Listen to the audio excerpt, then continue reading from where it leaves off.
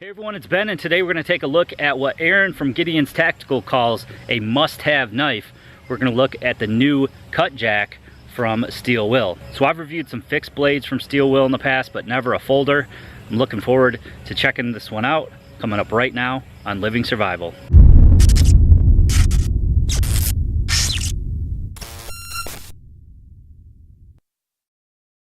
So this is the Steel Will Cutjack, a fantastic everyday multi-purpose knife. Again, I said Aaron really likes this knife, and I'm certainly agreeing with him on that. D2 steel, which is fantastic for a folding knife, meaning that it's going to be tough enough to do some of those outdoor, some of those woods tasks, like maybe slicing through some wood, creating feather sticks. This forward choil here really allows you to choke up and get precise control when doing feathers, for example. So I really like that. A little bit on the larger side from what I generally will EDC as far as the knife goes, but again, very multi-purpose, sort of a crossover. If you don't want to carry a big fixed blade, this would be a fantastic option. Price-wise, coming in at just under $50. So again, makes it a fantastic knife in design, construction, and overall function for that under $50 price point. Overall length of 8 inches, you got a cutting surface of 3.5 inches, so again,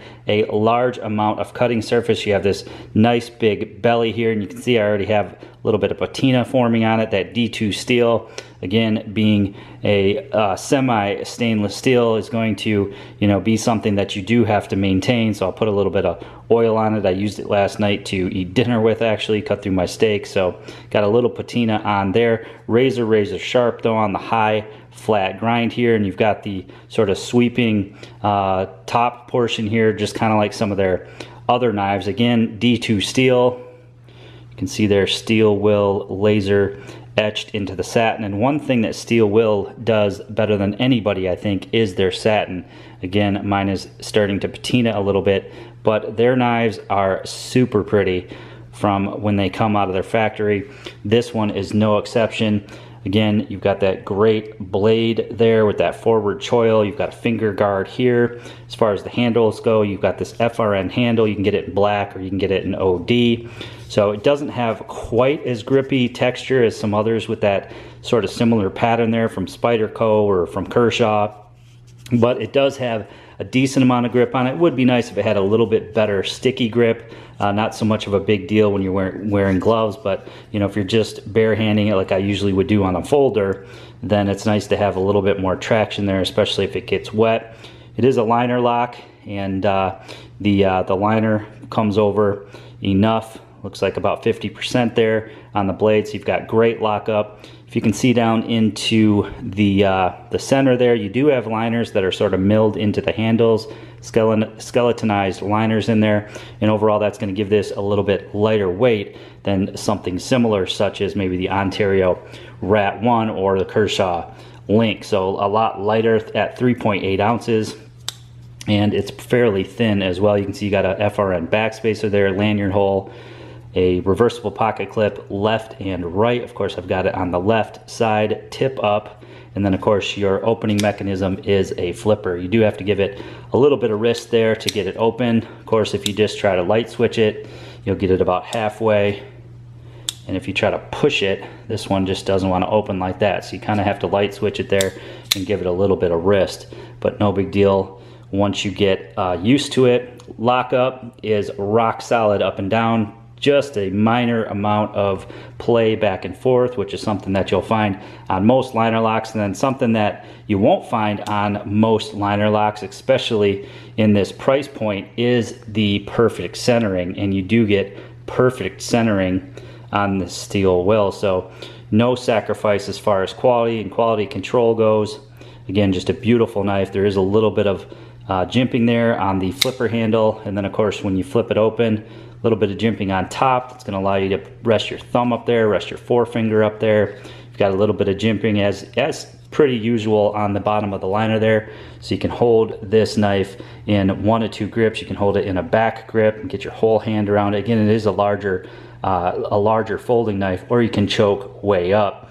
Now you want to be careful because that blade does come right into the finger trail there, so I wouldn't go overly crazy there, but certainly you can get finer control over wood doing things like feathers or things like that. Again, if you wanted to carry a folding knife instead of a fixed blade. That high flat grind there again is going to give you excellent slicing capabilities.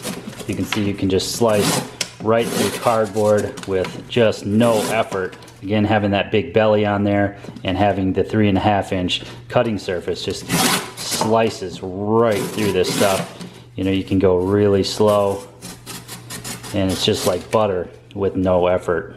Of course, it's no problem just slicing through some tubing or even some of this nylon braided line.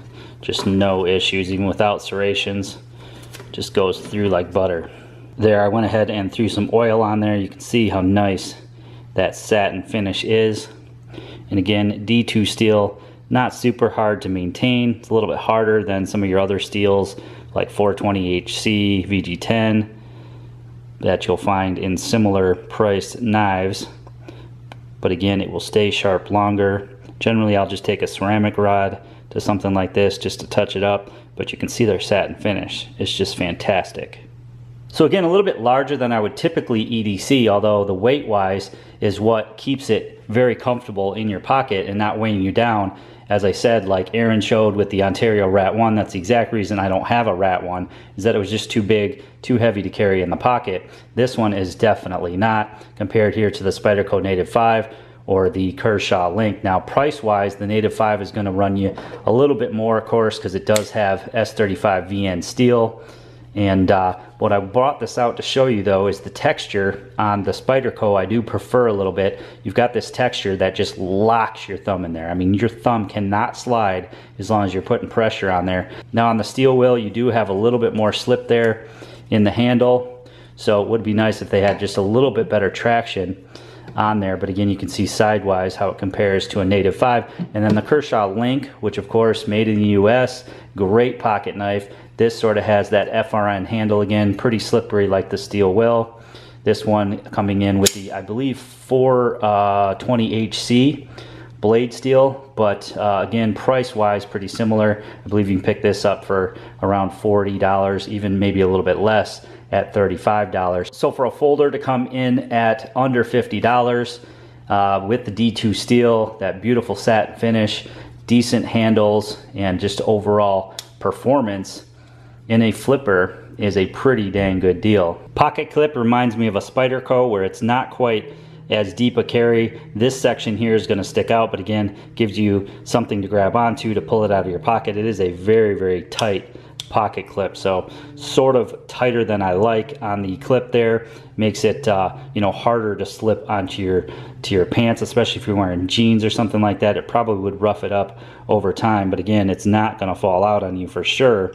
So again, not my favorite as far as pocket clips go. We can look at the pocket clip on this Native 5. Again, you can see that it is fairly similar as far as where it rides in the pocket, again giving you that grab point there. I do prefer the Spyderco, though it does seem like it has a little bit bigger lip on it so that it is easier to get in the pocket.